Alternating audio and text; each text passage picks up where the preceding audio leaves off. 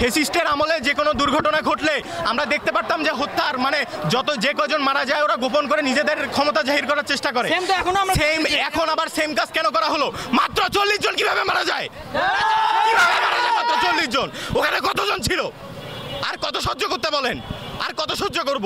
আমরা ভাইয়া আমাদের প্রথম দাবি হচ্ছে এই শিক্ষা উপদেষ্টা আমরা এইরকম শিক্ষা সংস্কার চাই নাই। আমরা যেখানে আমাদেরকে এইচএসসির মতো এরকম একটা বোর্ড পরীক্ষা এরকম একটা সিরিয়াস বিষয়েও আমাদেরকে এত লেট করে সবকিছু জানানো হচ্ছে, ইনফরমেশন দেওয়া হচ্ছে, কিন্তু কেন সেটা হবে?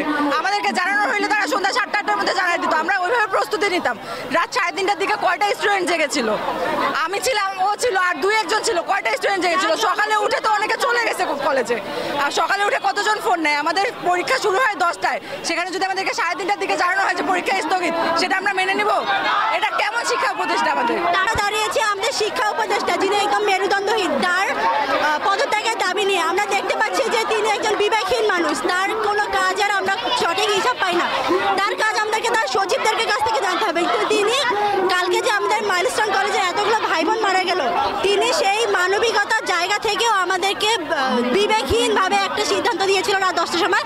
পরবর্তীতে তার হাতে পায়ে ধরে উপদেষ্টারা আমাদের 3টার সময় হচ্ছে এইচএসসি স্থগিত করার একটা কথা বলেছিল। কিন্তু আমার প্রশ্ন হচ্ছে, আপনার কাছে কেন আমাদের হাত পা ধরতে হবে? আপনার কি মানবিক বিবেকটুকু দেয় না? এবং আমাদের আরও একটা দাবি হচ্ছে, আমাদের মাইলস্টোন কলেজে যে ভাই বোনগুলো মারা গেছে, সেই ভাই বোনদের আমরা সঠিক মৃত্যুর হিসাব চাই। আমরা জানি না এখন আমাদের কতগুলো ভাই বোন মারা গেছে। কালার এক্সপার্ট, জর্জ স্যাপ এবং মাইল্ড অন হ্যান্ডস টেকনোলজি সমৃদ্ধ অরিক্স ক্রিস্টাল ওয়াশ, আপনার লন্ড্রি এক্সপার্ট। আমরা চাই যে সেই সংখ্যাটা জানানো হোক, প্রতিটা পরিবার তার সন্তানদের অন্তত লাশ থাকবে হয়েছে। সাধারণত গতকালকে মাইলস্টোন কলেজে একটা দুর্ঘটনা হয়েছে।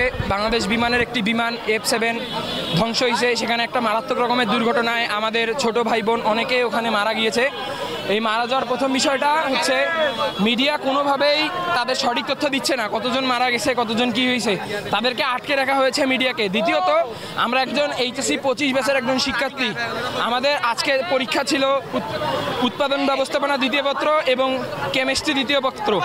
শিক্ষা উপদেষ্টার পদত্যাগ, কারণ ওনার বয়স হয়েছে, উনি এখনো জানেন না যে কখন কোন সিদ্ধান্তটা নিতে হয়। রাত 3টার সময় একটা এসএসসি ক্যান্ডিডেট কেমনে, মানে এই কোন মাথা দিয়ে চিন্তা করবে যে তাদের সামনে পরীক্ষাটা বাতিল হয়ে গেছে?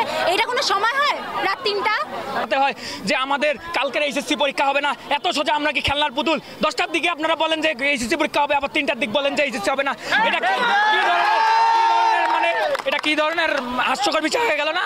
দেশের শিক্ষা ব্যবস্থাকে নিয়ে আমরা প্রশ্ন তুলছি। আমাদের এই মেরুদণ্ডহীন শিক্ষা ব্যবস্থা আমরা চাই না।